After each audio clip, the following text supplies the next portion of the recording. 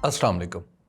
कोयटा की Balochistan university of information technology, engineering and management यानी ब्यूटम के उस्ताद डॉक्टर उस्मान काजी ने सरकारी वजीफे पर पीएचडी तक तालीम हासिल की और यूनिवर्सिटी में पढ़ाने लगा। दस्तयाब मालूमात के मुताबिक 12 अगस्त को कोयटा में एक खुदकुश बमबार गिरफ्तार किया गया। उससे तफ्तीश हुई तो पता चला कि वो डॉक्टर उस्मान काजी के साथ राब्ते में है और उससे मदद भी हासिल करता है। कानून नाफिज करने वाले इदारों ने उस्मान को गिरफ्तार कर लिया और पुलिस की हिरासत में उसने दहशतगर्दी के कई वाक़यात में सहूलतकारी का एतराफ़ भी कर लिया। उसके अपने बयान के मुताबिक वो बलूचिस्तान में दहशतगर्द तंजीम के कारिंदों को अपने पास रखता रहा, उनके ज़ख्मियों का इलाज कराने के साथ साथ इब्तदाई तिब्बी इमदाद भी फराहम करता रहा। ये सारी कार्रवाइयाँ वो यूनिवर्सिटी की नौकरी के दौरान ही कर रहा था। इस एतराफ़ के बाद उसने शर्मिंदगी का इजहार भी किया कि रियासत ने उसे सब कुछ दिया मगर वो दहशतगर्दों का साथ देता रहा। डॉक्टर उस्मान काजी जैसा पढ़ा लिखा आदमी अगर तकरीब पर उतर आता है तो ये सादा बात नहीं, क्योंकि तालीम सबसे पहले तशद्दुद से गुरेज का रास्ता दिखाती है। एक तालीम याफ्ता शख्स सियासी मसले को तशद्दुद के ज़रिए हल करने की तरफ माइल क्यों हुआ? इस सवाल का जवाब तलाश करने के लिए हम सबको अपने गिरेबान में झांकना पड़ेगा। गिरेबान में झांकेंगे तो पता चलेगा कि जब हम लोगों की बात सुनना छोड़ देते हैं तो वो मुकालमे की बजाय मुकाबले को तरजीह देने लगते हैं। घर के निज़ाम से लेकर मुमलिकत के कारोबार तक सभी कुछ मुकालमे से आगे बढ़ता है। जहाँ कोई ताकतवर दलील सुनने या देने से गुरेज करता है, मामलात बिगड़ते चले जाते हैं। पाकिस्तान की तारीख बताती है कि ताकत ने कभी इख्तलाफ को बर्दाश्त किया है, ना उसका जवाब देने की कोशिश की है, और हमेशा नतीजा एक ही निकला है कि लोग सियासी मुकालमे की बजाय इंतहा पसंदी की तरफ माइल हो गए। हस्बे मामूल अब भी वही हो रहा है।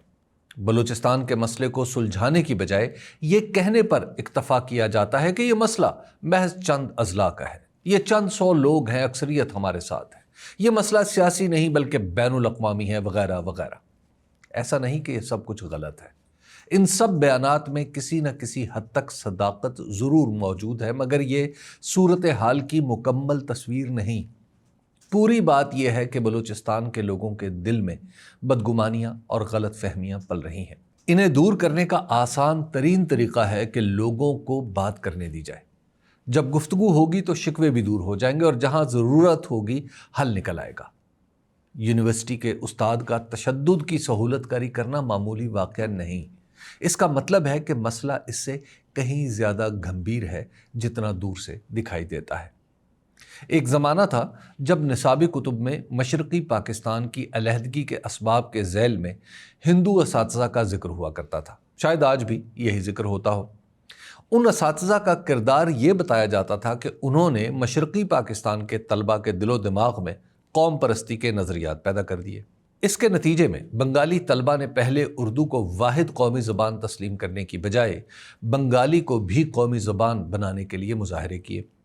निसाब की किताबों में ये नहीं पढ़ाया जाता था कि 1952 में बंगाली ज़ुबान का मुतालबा करने वाले तलबा के एक जुलूस पर गोली चलाई गई, जिसके नतीजे में 29 लोग जान से गए।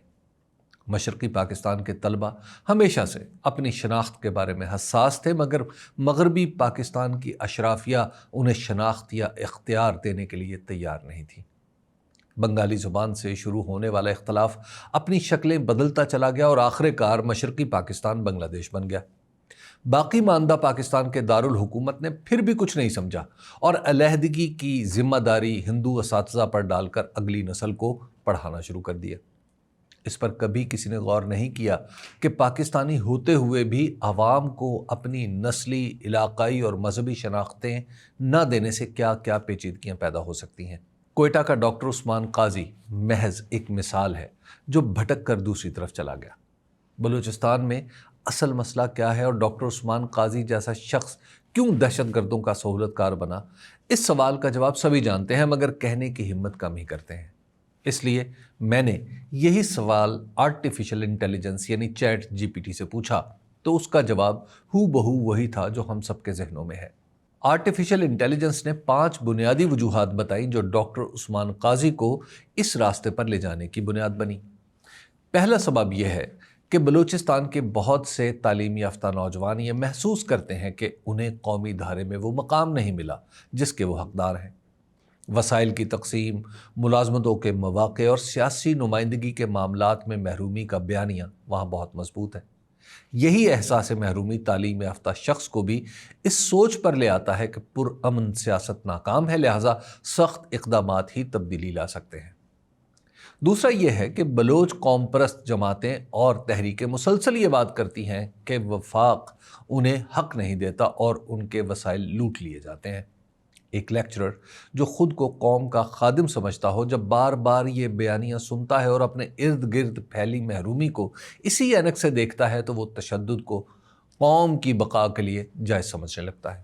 تیسرا یہ ہے کہ اگرچہ اس شخص نے اعلیٰ تعلیم حاصل کی، لیکن اکثر ہمارے تعلیمی نظام میں تنقیدی سوچ، برداشت اور مکالمہ کرنے کی تربیت کم دی جاتی ہے۔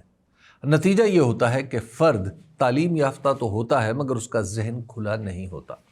اگر وہ پہلے سے کسی خاص نظریے کا قائل ہے تو اعلیٰ تعلیم اس کے نظریے کو چیلنج کرنے کی بجائے اسے مضبوط کر دیتی ہے۔